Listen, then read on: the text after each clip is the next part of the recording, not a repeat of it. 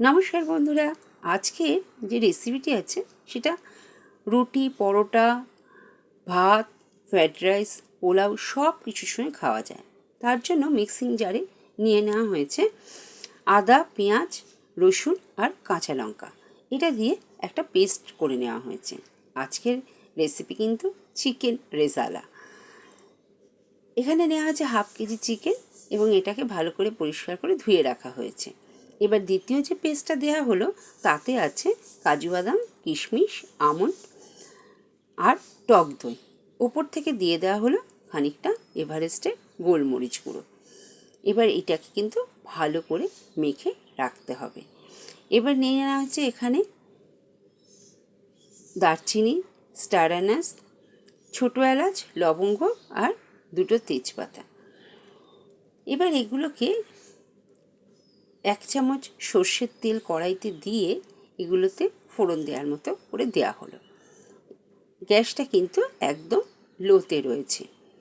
লোতে রেখেই কিন্তু এটাকে আস্তে আস্তে ভাজতে হবে। তার সঙ্গে দেওয়া হয়েছে সামান্য পেঁয়াজ কুচি। পেঁয়াজটা কিন্তু লাল কোনো মতেই হবে না, কাজে গ্যাস একদম কম রেখে এই কম আছে এটাকে আস্তে আস্তে বারবার নাড়াচাড়া করে এটাকে ভেজে নিতে হবে। এই যে ভাজাটা হবে এটাকে কিন্তু মাংসের ভেতরে এর গন্ধটা খুব সুন্দর যাবে। এবার দিয়ে দেব 1 চামচ ঘি। এই যে পেঁয়াজটা কিন্তু সাদাই রয়েছে, এবার 1 চামচ ঘি। ঘি দিলে কিন্তু এর গন্ধ আরও বেশি ছড়াবে। তারপরে দেয়া হবে এর মধ্যে যে ম্যারিনেট করে রাখা হয়েছে আধ ঘন্টা আগে মাংসটা, সব কিছু মিশিয়ে সেই মাংসটা দিতে হবে। তাহলে আগে ঘিটা দিয়ে নেওয়া হোক। আর এই সময় মাংস দেওয়ার পর কিন্তু বারবার নাড়তে হবে, কারণ এর মধ্যে কাজু বাদাম আছে, টক দই আছে, আমন্ড আছে, তা কিন্তু কড়াইতে লেগে যেতে চাইবে। সেই জন্য বারবার এটাকে কিন্তু তখন নাড়তে হবে। এই যে মাংস দিয়ে দেওয়া হল এবং এটাকে কিন্তু অনবরত নাড়তে হবে। আজকে চিকেন রেজালা যে নেওয়া হলো এটা কিন্তু খুব হালকা, কম মশলাদার যুক্ত, আর ওই অতটুকু তেলেই কিন্তু হয়ে যাচ্ছে।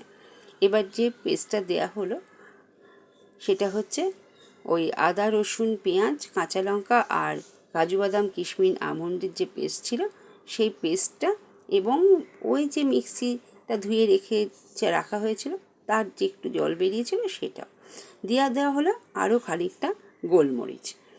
এবার ঢেকে দেখা হবে মাংস সেদ্ধ হওয়া পর্যন্ত অপেক্ষা করতে হবে। মাংস সেদ্ধ হয়ে গেলে তারপর ওপর থেকে দিতে হবে স্বাদ অনুযায়ী চিনি। চিনিটা কিন্তু মিষ্টতার জন্য না, স্বাদটাকে ব্যালেন্স করার জন্য।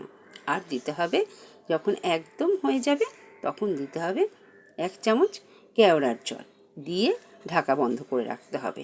স্ট্যান্ডিং টাইমে রেখে তারপরে খুলতে হবে। সকলে ভালো থেকো, সুস্থ থেকো। Thanks for watching.